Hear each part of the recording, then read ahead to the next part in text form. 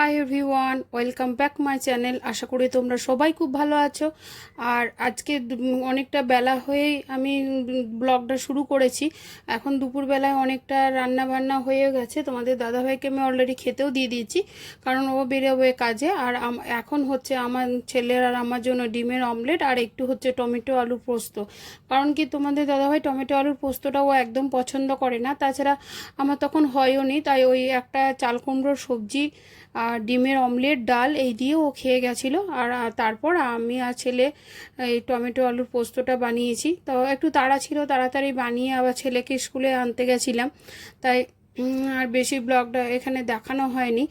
দুপুরে খাওয়া দাওয়া করার পর এখন হয়ে গেছে সন্ধেবেলায় সন্ধেবাতি দেওয়ার জন্য আমি মানে রেডি হয়ে গেছিলাম। আর আমার একটা জায়গা যাওয়ার ছিল, তো কোথায় যাচ্ছি সেটা দেখতে থাকো, একটু পরে বলছি তোমাদেরকে।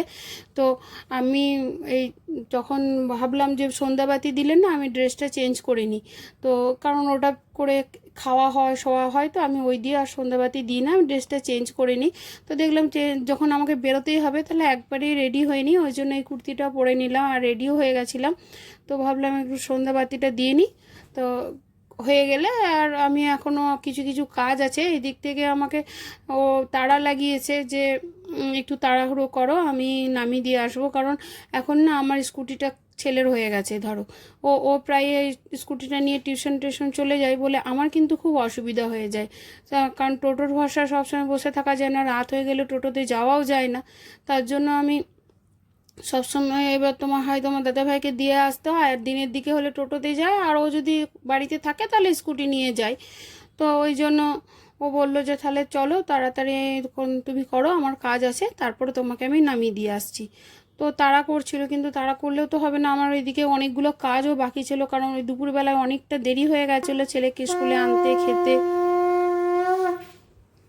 তাই বাসনগুলো আর ধোয়া হয়নি। কিছু কিছু বাসন ছিল, তারপর জলের বোতল টোতল এরকম বিভিন্ন রকম কাজ পড়ে আছে। তো ওই কাজগুলো ছেড়ে বা যাই কি করে বলো, ওরা যতই বলুক, ওরা কি আর আমাদের মতো অতটা গুছিয়ে নিতে পারে না। সেই জন্য আমি চেষ্টা করছি যে কাজগুলো তাড়াতাড়ি গুছিয়ে যদি নিতে পারি। আর এখন আমি একটু চা খেয়ে নিচ্ছি, ওরা খেয়ে নিয়েছে চা, বাবা ছেলে, আমি শুয়েছিলাম। তা আমি এখন চাটা খাবো। কারণ কি, আমার না এই সকালে আর বিকালে এই দুবার কিন্তু একটু চা চাই। চা না থাকলে ওই ঘুমের মেজাজটা আমার ছাড়ে না, বা কাজেরও এনার্জি আসে না। ওই জন্য আর দুপুরে আমাকে একটু শুতেই হয়, আধ ঘন্টা হলে শুতে হয়, কারণ মাইগ্রেনের সমস্যা আছে বলে একটু শুতে হয়। তো চাটা খেয়ে আমি চলে এসেছি এখন বাসনে। ভাতের কিছু বাসন ছিল দুপুরের, আর কিছু ওই সন্ধেবেলায় চায়ের বাসন ছিল, তো সেই সবগুলো এখন ভাবছি ধুয়ে নিই। আর এদিক থেকে তোমাদের দাদাভাই তাড়া করছে যে চলো, তুমি কখন থেকে যাচ্ছি করছি, ওকে যাচ্ছি করে অনেকটা সময় আমি আটকে রেখেছি।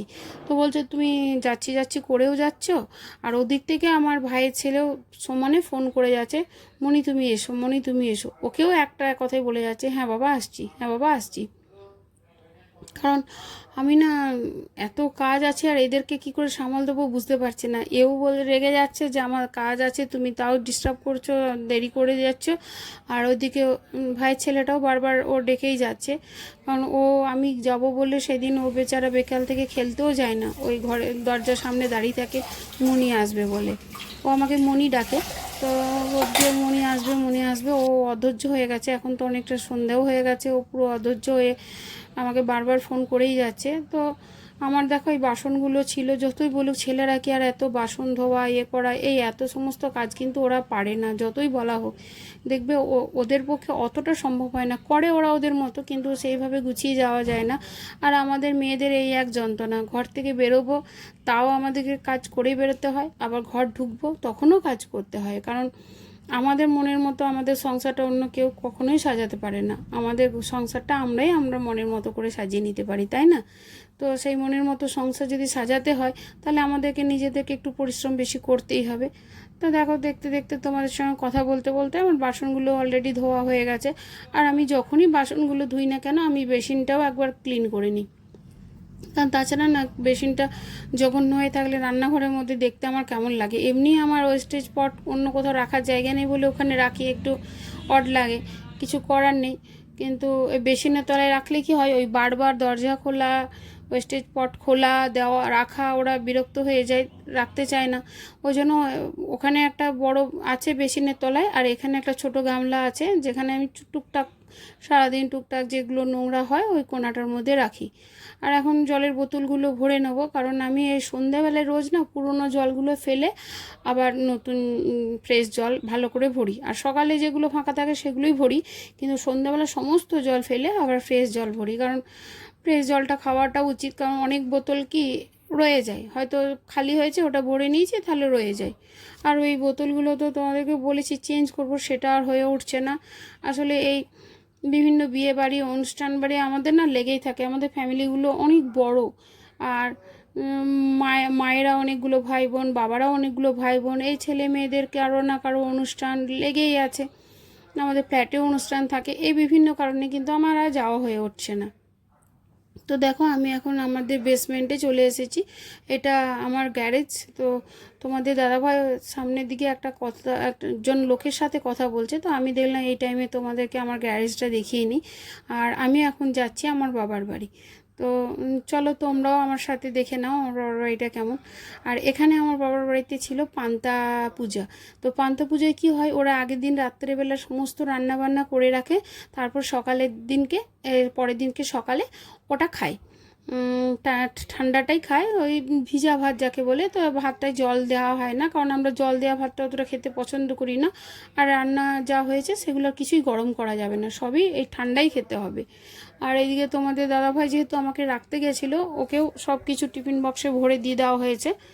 ওই মাছের টক যেটা বানিয়েছে তেঁতুল দিয়ে ওটা খায় না, আমরা ছেলে তো মাছ খাই না, তার জন্য ওদের জন্য ওই মানে মাছের কালিয়া টাইপের একটু করে দেওয়া হয়েছিল। আর আমার ভাইয়ের বউ ও রান্না করছিল, তো রান্নাঘরটা দেখাবো বলো, ঠিক আছে দিদি দাঁড়াও আমি সরে যাই। ও একাই এই সমস্ত রান্নাবান্নাগুলো করেছে, কারণ মা ওই ভাইপোকে নিয়ে বসেছিল, ওই করেছে। আর দেখো এটা হলো আমার মায়ের ঠাকুর বাড়ি, ঠাকুর ঘর। কারণ আমার মায়ের ঠাকুর ঘরটা না অনেকটাই বড়, তাই ভাবলাম তোমাদেরকে একবার দেখিয়ে নিই কেমন হয়েছে না হয়েছে। খুব সুন্দর করে মা সাজিয়ে রাখে। আর আমার মায়ের প্রচুর ঠাকুর, প্রচুর ছোট ছোট ছোট ছোট করে অনেক ঠাকুর আছে। তো আমার ছেলে মাঝে মাঝে ঠাট্টা করে আমার মাকে বলে, আমার মাকে যেহেতু ও দম্মা বলে ডাকে, তো বলে দম্মা তোমার কি ঠাকুরের বাচ্চা হয়? এই যখনই আসি দেখি দুটো দুটো করে বেড়ে গেছে। মা বলে হ্যাঁ আমার ঠাকুরের বাচ্চা হয়, আমার সংসার বেড়েই যায়।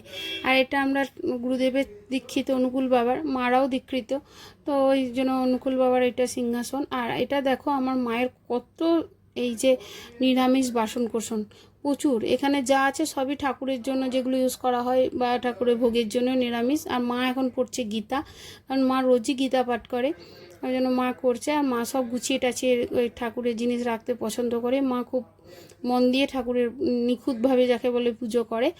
আর আমাকেও বলে, আমার এতটা হয়ে ওঠে না বলে মাঝে মাঝে বকাও খাই। আর ওই ওই সমস্ত নিরামিষ বাসন আমারও আছে, আমি ওই ওয়ার্ড্রপের ওপর তুলে রেখেছি, কোনো ওকেশনলি বার করি, সমস্ত আমার জন্যও করে রেখেছে। তো আমি বলি এইগুলোতেই হয়ে যাবে আবার কেন না, সব সেট আমাদের ভাইয়ের বইয়ের যা করে রেখেছে আমারও সমস্ত সেট একদম করে রেখেছে, হাঁড়ি কড়াই সমস্ত। আর এখন আমরা বিকালবেলায় চলে এসেছিলাম পার্লারে, আমার চুলটা একটু কাটিং করার ছিল আর ফেশিয়াল করার ছিল। বিয়েবাড়ি যাব আমরা, কোথায় বিয়েবাড়ি যাচ্ছে তোমাদেরকে পরে বলবো।